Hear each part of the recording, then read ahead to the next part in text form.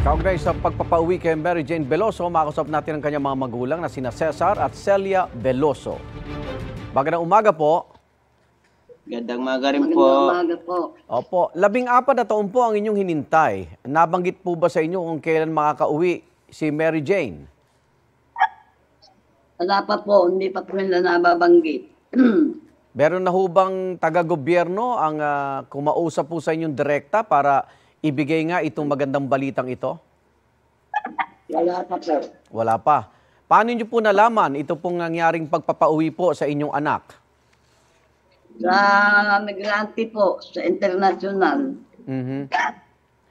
Nagkaroon ba kayo ng komunikasyon sa inyong anak at kamusta ho si Mary Jane ngayon?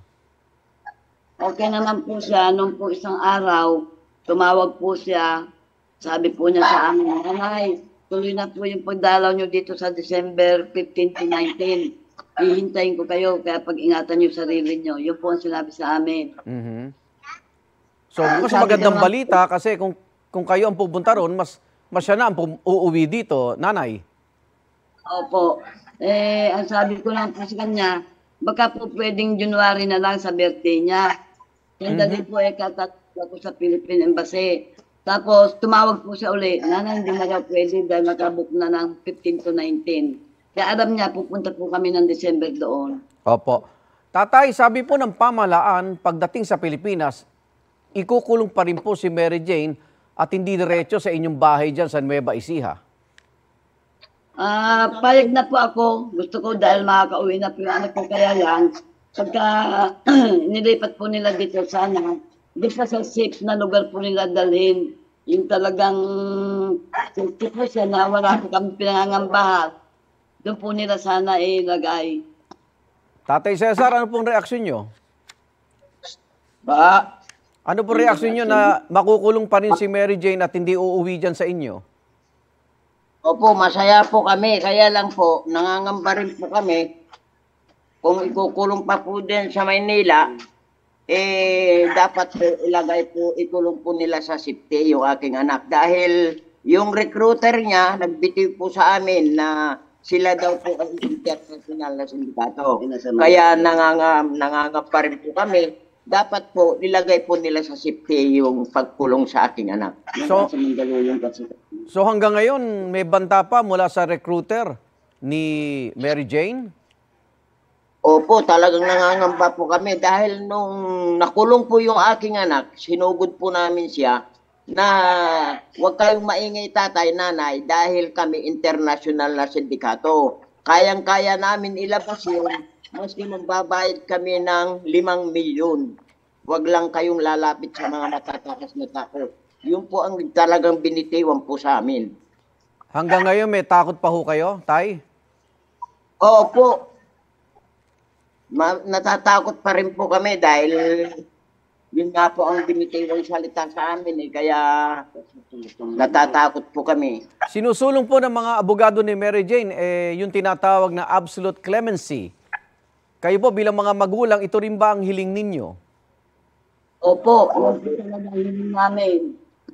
Sana po talaga po yan talaga ang hinihingi namin. Sana paglipat po dito sa Pilipinas, sana po idiretso na po nila na iuwi.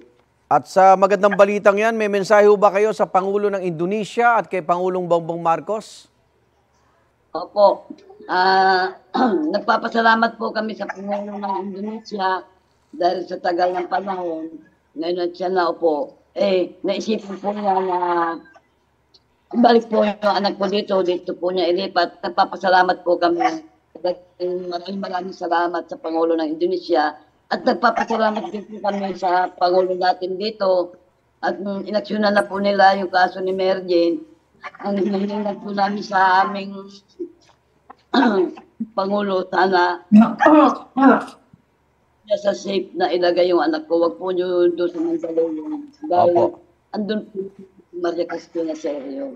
Nanay Celia, anong unang-unang lulutuin nyo para kay Mary Jane pag-uwi dyan? Ako yung pong kahilingan niya, adobong baboy na isda. Ano po hiniling sa amin. Paborito niya ba yon? Opo, adobong baboy. Mensahe ho kay Mary Jane. Tay. Sabi ko po sa aking anak, mag-iingat lang po siya doon. Mahalin niya ang sarili niya at ang mga kasamahan niya doon. Ipakita mo ang pagmamahal mo sa iyong kasamang nakakulong dyan. Yun lang po ang mensahe ko po sa kanya. Nanay Celia. Ako naman po, ang mensahe ko kay Mary Jane, pag-ingatan po niya sa sarili niya. Patatagin niya dahil sa haba ng panahon, nakayanan po niya. Ngayon pa, malapit na siya makauwi. Kaya, sana mag-ingat siya. At, huwag siya mag-alala sa amin. Basta yung sarili niya, pag-ingatan niya. Kamusta ho yung mga anak ni Mary Jane? Okay naman po yung mga anak niya. Nag-aaral po yung bunso, yung pong panganay, hindi na po, nag-aanap buhay na po. Maraming salamat at magiging maligaya po ang darating na Pasko sa inyo. Tatay Cesar at Nanay Celia Veloso, mga magulang po ni Mary Jane Veloso. Kayo rin po, mag-ingat. Salamat po. Opo, salamat po. Igan, mauna ka sa mga balita, mag-subscribe na sa GMA Integrated News sa YouTube para sa iba't ibang ulat sa ating bansa.